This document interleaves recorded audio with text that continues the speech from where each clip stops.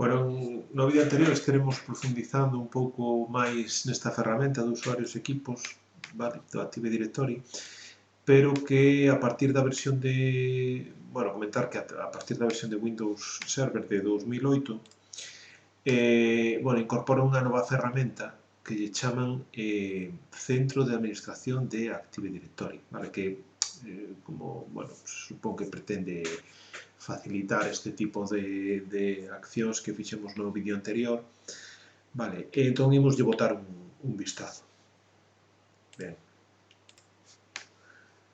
ides aquí a ferramentas e tedes o Centro de Administración de Active Directory.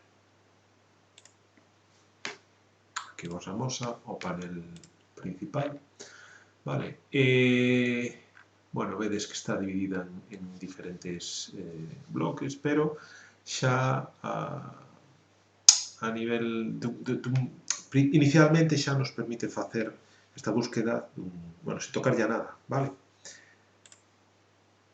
Podemos navegar polo noso dominio e ver un pouco os obxetos que temos, vale? Se lle damos aquí a usuarios, pois, por exemplo, alumnos, vale? Pero un pouco, vemos, pois, como os dicía, é o mismo de outro xeito, vale? Tamén podemos ver as propiedades de cada un dos elementos co botón dereito, coas propiedades, vale? E vedes que tamén, pois, teríamos eses datos que cubrimos, cando que expira a conta, etc. Así que para ver como funciona, imos crear, bueno, na U de profesores, imos crear outro profesor. Vale, pechamos aquí, buscamos dentro do noso dominio usuarios, profesores, vale? E aquí lle damos a botón dereito, novo, usuario. Vamos a crear o usuario cos seguintes datos.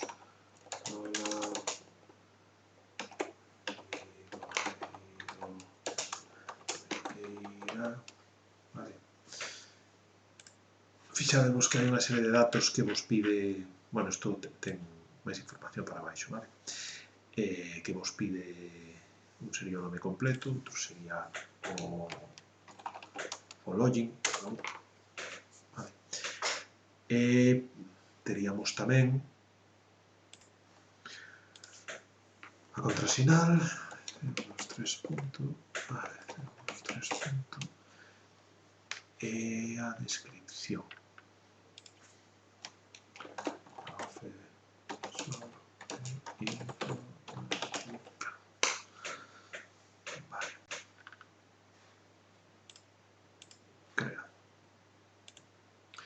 Algo que resulta, bueno, vedes que aquí, bueno, equivoqueime, profeor, pedades que me amolo, non hai problema, onde estaba, profesor, vale. Fixadevos que aquí temos, non sei se vos percataste desde que aquí temos historial de Windows PowerShell. Que é isto? Se o abrimos, fixadevos que todo o que fixemos ten a súa correspondencia a nivel de scripting.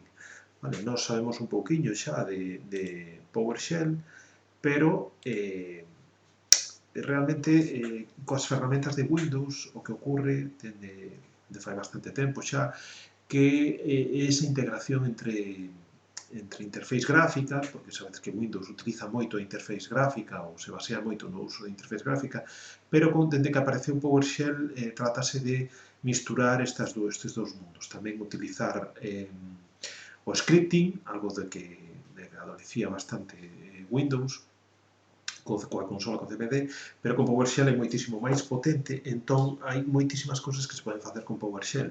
E, pois, como xa vos anticipei cando víamos algo de PowerShell, unha delas sería, pois, realizar este tipo de tarefas. Todas estas tarefas que estamos facendo a nivel gráfico poderíanse facer a nivel de scripting, vale? Tedes aquí, pois, o que fixemos,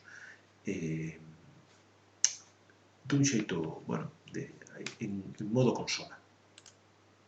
Unha última cousa relacionada con isto, por defecto, o Active Directory ven sen a papelera de reciclaxe activada, vale? Obviamente a papelera é bastante útil porque se faces un eliminado accidental, pois, bueno, todos os obxectos que eliminedes irán cara alá, ocupa espacio, ocupa recursos, obviamente, pero, bueno, pode ser útil para despois poder recuperalos, vale? Unha vez se habilita, non se pode volver a deshabilitar, vale? Nos habilitarémola, dinos que hai que actualizar o centro de administración de Active Directory, dicimoslle hasta que todos os controles de dominio do teu bosque replicarán o cambio.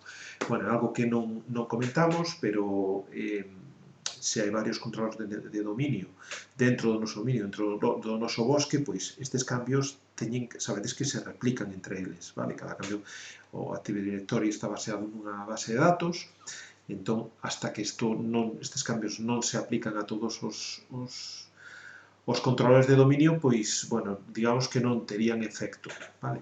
Entón, pois, o que nos está avisando é desto. Nós temos un controlador de dominio, o sea que tampouco teríamos moito problema, vale? E xa teríamos a papeleira activada.